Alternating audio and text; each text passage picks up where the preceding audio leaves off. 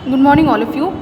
हम पढ़ रहे थे किंगडम फंजाई के बारे में एंड हमने लास्ट क्लास में जो कुछ भी पहले पढ़ा उसका हम एक क्विक रिवीजन करते हैं। तो किंगडम फंजाई के अध्ययन को बोला जाता है माइकोलॉजी, दैट मीन्स फंगस का अध्ययन हम विज्ञान की जिस शाखा के अंतर्गत करते हैं उसको बोलते हैं कवक विज्ञान, इंग्लिश में उसको बोलते हैं माइकोलॉजी। फादर ऑफ माइकोलॉजी किसको बोला जाता है? पियर एंटोनियो माइकेली को। इन्होंने क्या किया था? अपनी पुस्तक नोवा प्लांटेनम जनरा में इन्होंने 900 कवकों का वर्णन किया था। Father of Indian mycology and plant pathology किसको बोला जाता है? E.J. बटलर सर को। ठीक, मैंने आपको बताया था जो फंजाई होते हैं वो पतले धागे जैसे संरचना से मिलकर बने होते हैं। उस पतले धागे जैसी संरचना को हम बोलते हैं हाइफा। जब बहुत सारे हाइफा एक मिलकर जाल सदृश संरचना बना लेते हैं तो उसको हम बोलते हैं माइसीलियम। अब कवक को सेप्टेट और एसेप्टेट के आधार पर उसको हम दो भागों में डिवाइड कर सकते हैं। First of all non septate या इसको हम बोलेंगे एसेप्टेट, दैट मीन्स जिसमें सेप्टा मौजूद नहीं होता है और मल्टीपल न्यूक्लियस मतलब बहुत सारे केंद्रक आपको एक ही कोशिका के अंदर देखने को मिल जाएंगे। इस तरह की जो अवस्था होती है उसको हम बोलते हैं सिनोसाइटिक स्टेज। नॉर्मली एक सेल के अंदर केवल एक ही न्यूक्लियस पाया जाता है, बट एक सेल के अंदर अगर मल्टीपल न्यूक्लियस पाए जाते हैं तो उसको हम बोलते हैं कि वो क्या है? वो एक सिनोसाइटिक सेल है। अगर हम बात करते हैं सेप्टेट हाइफी की, तो सेप्टेट हाइफी क्या होते हैं? दैट मीन्स जो फंगल जो माइसीलियम होते हैं उसमें बहुत सारे सेप्टा मौजूद होते हैं और प्रत्येक सेल के अंदर एक एक न्यूक्लियस मौजूद होता है। मैंने आपको ये भी बताया था कि फाइकोमाइसिटीज़ जो कि हम आज अध्ययन करने भी वाले हैं, फाइकोमाइसिटीज़ के अंतर्गत नॉन सेप्टेट हाइफी आते हैं और सेप्टेट हाइफी किसके अंतर्गत आते हैं? बेसिडियोमाइसिटीज़, ड्यूटेरोमाइसिटीज़ एंड एस्कोमाइसिटीज़। इसको बेसिडियोमाइकोटिना, ड्यूटेरोमाइकोटिना एंड एसिटोमाइकोटिना भी बोल सकते हैं। अब हम बात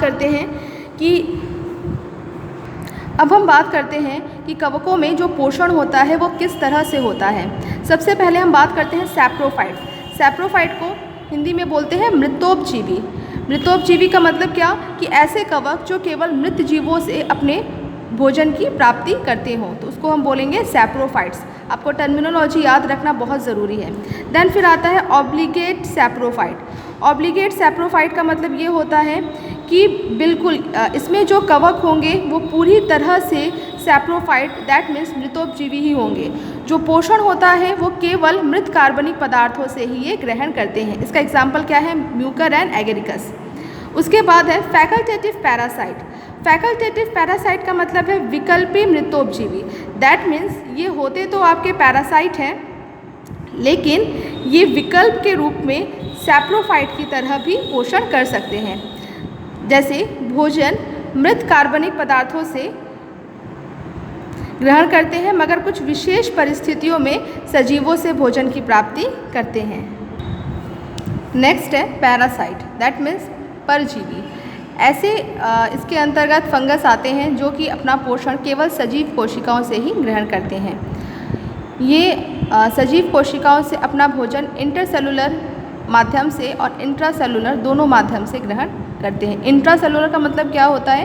कि कोशिका के अंदर, और इंटरसेलुलर का मतलब क्या होता है? दो कोशिकाओं के बीच में। उसके बाद है ऑब्लिगेट पैरासाइट। ऑब्लिगेट पैरासाइट जो पोषण है वो लिविंग होस्ट से ग्रहण किया जाता है, मतलब बिल्कुल रूप से ये केवल जो अपना भोजन होगा केवल सजीव कोशिकाओं से ही ये प्राप्त करेंगे और उसकी मृत्यु हो जाने पे इनकी भी मृत्यु हो जाएगी। फैकल्टेटिव सैप्रोफाइट क्या होते हैं? ये कवक मृतोपजीवी होते हैं। मृतोपजीवी मतलब मृत पदार्थों से अपने भोजन की प्राप्ति करने वाले, मगर आवश्यकता पड़ने पर परजीवी भी हो सकते हैं, इसलिए यहाँ पे लिखा हुआ है फैकल्टेटिव सैप्रोफाइट। सबसे इम्पॉर्टेंट है यहाँ पे सिम्बायोटिक रिलेशनशिप। सिम्बायोटिक रिलेशनशिप का मतलब क्या है? कि कुछ जो फंगस होते हैं वो प्लांट के साथ सिम्बायोटिक कनेक्शनशिप का निर्माण करते हैं। जैसे लाइकेन आपने सुना होगा। लाइकेन कवक और शैवाल जब एक साथ मतलब जब एक साथ वो निवास करते हैं तो उसको हम बोलते हैं सिम्बायोटिक रिलेशनशिप। सिम्बायोटिक रिलेशनशिप का मतलब है इसमें दोनों को फ़ायदा होता है।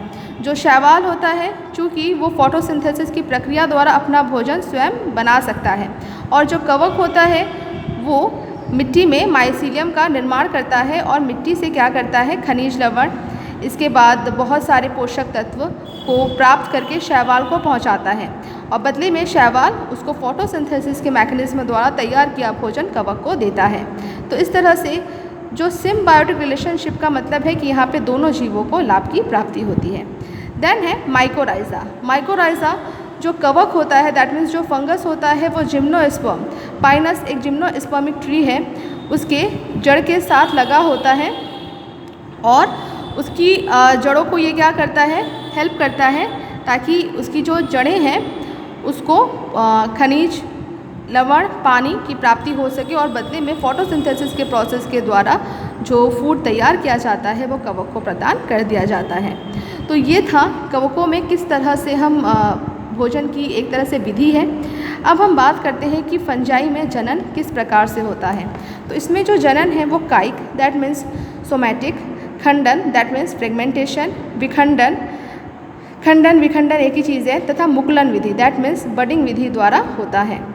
जो अलैंगिक जनन होता है उसमें कोनिडिया बनते हैं अथवा चल बीजाणु बनते हैं। जो कोनिडिया बनते हैं वो एक तरह से फ्रूटिंग बॉडी में डेवलप करते हैं जिसको हम बोलते हैं कोनिडियोफोर, और चल बीजाणु दैट मीन्स जूस्पोर। अच्छा, एक चीज़ और, यहाँ पे जो कोनिडिया होती है उसमें किसी भी तरह की फ्लैजिला मौजूद नहीं होती है, दैट मीन्स ये अपने आप एक स्थान से दूसरे स्थान पे ये नहीं जा सकते हैं। लेकिन जो चल बीजाणु होते हैं दैट मीन्स इसके पास क्या होते हैं, ये ऐसे स्पोर्स होते हैं जिसके पास फ्लैजिला मौजूद होती है और ये स्वयं एक जगह से दूसरे जगह पे गमन कर सकते हैं। जो विभिन्न बीजाणु होते हैं वो सुस्पष्ट संरचनाओं में उत्पन्न होते हैं जिन्हें फलनकाय फ्रूटिंग बॉडी कहते हैं।